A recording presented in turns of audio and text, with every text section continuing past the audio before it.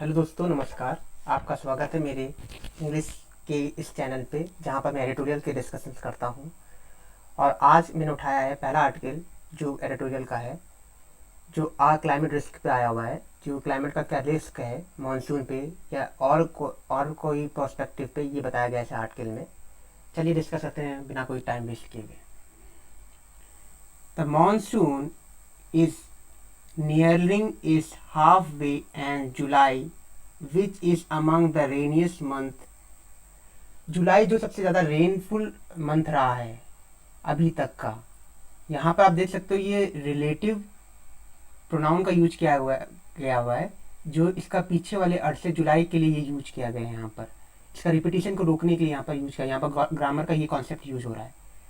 Beginning with rainfall deficit but as seeing a revival. Deficit मतलब होता है घाटा।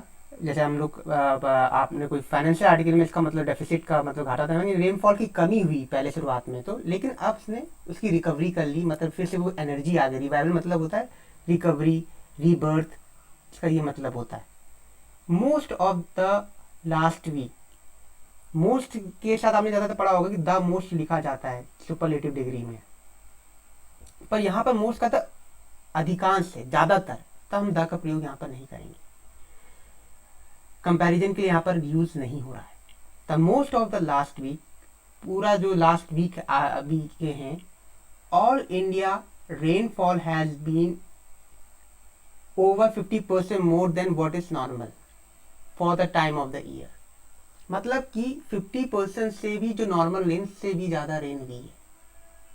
मोर देन यहाँ पर यूज किया गया है। और आप यहाँ पर देख सकते हो जो सिंगुलर सब्जेक्ट को देख के सिंगुलर वर्ब लगी है, कंटिन्यूअस टेंस में सेंटेंस को लिखा गया है। मैनी एक तरह का डिटर्मिनेंट है, जिसके बाद जो नाउन लगती है वो हमेशा प्लूरल लगेगी। Many regions in a concord coast and the southern peninsula has been seeing a instance of extreme rainfall. ये दो जो जगह हैं जिसने बहुत ज़्यादा रेनफॉल देखी है। इंस्टेंस मतलब एग्जाम्पल हो सकता है। और आप पूछोगे साउथर्न पेनिनसुला क्या होता है, जैसे कि आपने इंडिया का मैप देखा होगा ना, तो इस तरीके से होता है ना, नीचे का रीजन इसको हम साउथ रीजन कहते हैं।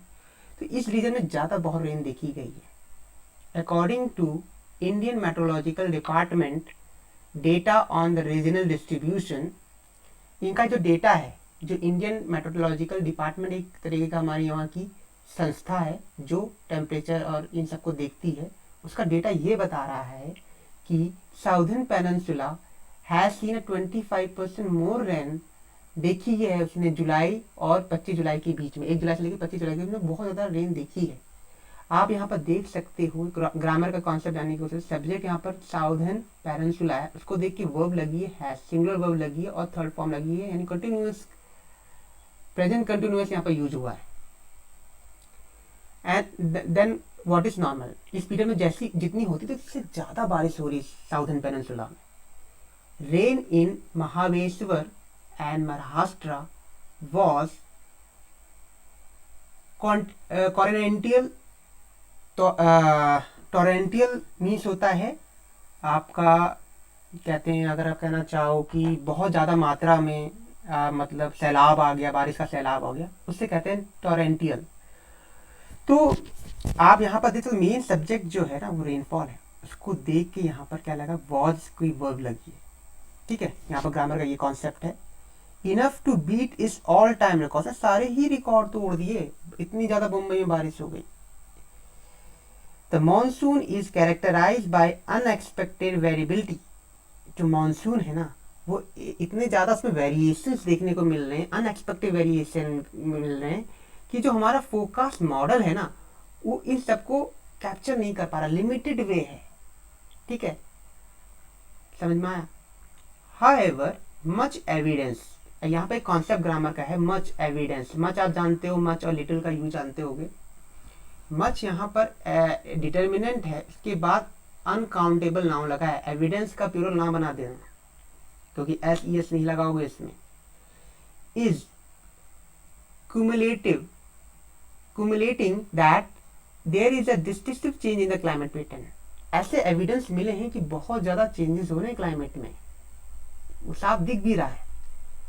The frequency and the strength of the cyclone over the Arabian Sea have increased in the last 2 decades. एक डिकेड 10 ईयर्स का होता है ना, तो 20 साल 20 साल में ऐसा भी देखा गया है कि जो साइक्लोन अरेबियन सी से आ रहे हैं वो ज़्यादा आ रहे हैं. ठीक है, उसके बाद there has been a 52% increase in the frequency of the cyclone over Arabian Sea from 2001 to 19 and 8% decrease over the Bay of Bengal compared to the 1982. ऐसा देखा गया है कि अरेबियन सी से अब ज़्यादा तूफान आ रहे हैं as compare to bay of Bengal से अब कम आ रहे हैं. उनका जो डेटा दिखा रहा है ना, इतने सालों का डेटा, जैसे कि यहाँ पर दे रखा है, इतने साल के डेटा पे बात करके कह रहे हैं कि भाई अरेबियन सी से ज़्यादा आ रहा है. इतने साल के डेटा को कंपाइल करके देख रहे हैं तो यार वेस्ट बंगाल से कम आ रहा है. तो most cyclone has been in the bay of Bengal according to the new study of dynamic. ये स्टडी के अकॉर्डिंग, इस जो स्टडी हमने की है डायनेमिक स्टडी है, क्लाइमेट के हर साल को कंपेयर करके ये स्टडीज को निकाला गया है. ये पहला पैराग्राफ कंप्लीट हो गया.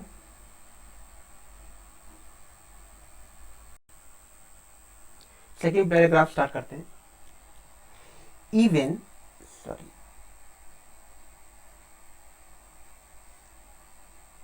Even the durations of these cyclone has increased by 80%. ये भी देखा गया है, ये जो साइक्लोन्स हैं इनका ड्यूरेशन भी बढ़ गया है.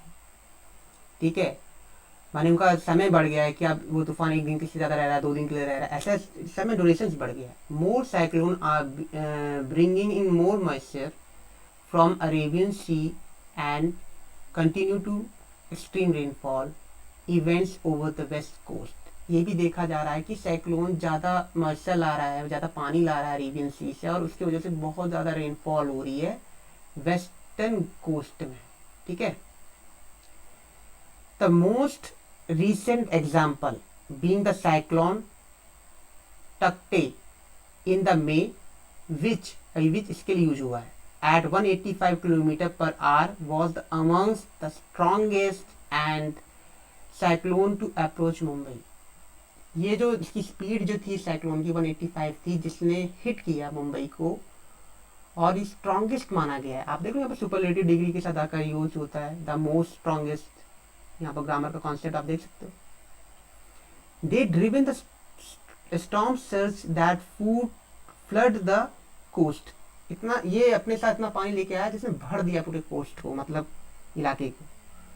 स्टडी शोज, स्टडी ये भी दिखाती है कि दैट अ हीटिंग ग्लोब, मानी गर्म होती हुई earth, has increases atmospheric moisture level. तपती हुई हमारी जो अर्थ है उसकी वजह में क्या हो रहा है, मॉइस्चर लेवल बहुत ज़्यादा बढ़ जा रहा है. एंड कंट्रीब्यूटिंग शॉर्ट, छोटी देर के लिए ही बारिश हो रही है, लेकिन intense spell of the rain हो रही है. थोड़ी देर के लिए नहीं, मूसलाधार बारिश हो रही है. The interactions between the warming, rainfall and temperature is complex. जो इंटरेक्शन हो रहा है बिटवीन, अब आपको एक ग्रामर का कॉन्सेप्ट यहाँ पर और आ रहा है. बिटवीन 2 चीज़ों के लिए यूज करता है, यहाँ पर 3 चीज़ें हो गई. हम बिटवीन का यूज 2 से ज़्यादा चीज़ों के लिए भी यूज किया जा सकता है जब वहाँ पर म्यूचुअल अंडरस्टैंडिंग या म्यूचुअल रिलेशन हो रहे हैं. म्यूचुअल रिलेशंस हैं तो हम वहाँ पर बिटवीन का यूज कर सकते हैं. Is a complex and the variable such as emissions, aerosol emissions, particularly the matter pollution, agriculture and forestry pattern must be account for. इन सब का जो श्रेय है ना वो पोल्यूशन को दिया जा रहा है, एग्रीकल्चर को दिया जा रहा है जो हम लोग जला देते हैं एग्रीकल्चर में, और फॉरेस्ट्री को दिया जा रहा है जो हम डिफॉरेस्टेशन कर रहे हैं, इसको इस सब का क्रेडिट दिया जा रहा है जो अर्ध गर्म हो रही है. हाउएवर ब्रॉडर पिक्चर, बस सबसे महत्वपूर्ण पिक्चर ये है, मतलब सबसे बड़ी चीज़ ये है that the extreme events, the extreme events, the burst of torrential localized rainfall. देखा जा रहा है कि भाई बहुत मूसलाधार बारिश हो जा रही है लोकलाइज एरियाज में, कुछ एरियाज में, एंड प्रोलॉन्ग ड्रॉट, और कुछ एरिया में बहुत ज़्यादा सूखा देखा जा रहा है. एंड हीट वेव, आपकी बहुत ज़्यादा क्या कहते हैं लू चल रही है जिसे हिंदी में कहते हैं, ये हैफन लगा के इसको डिस्क्राइब किया गया है. And are likely to increase, और ये बढ़ेगा. ठीक है, एंड मेकिंग, हमको ऐसा करना होगा कि रोल ऑफ एक्यूरेट फोकस, हमको अपना फोकस अच्छा करना होगा, जिससे कि that are able to warn such events at least 3 to 5 days ahead of the even more important. ये हमको जिससे कि 2 से 3 दिन पहले ही पता चल जाए कि भैया तूफान आ रहा है, ऐसा सिस्टम को सही करना होगा।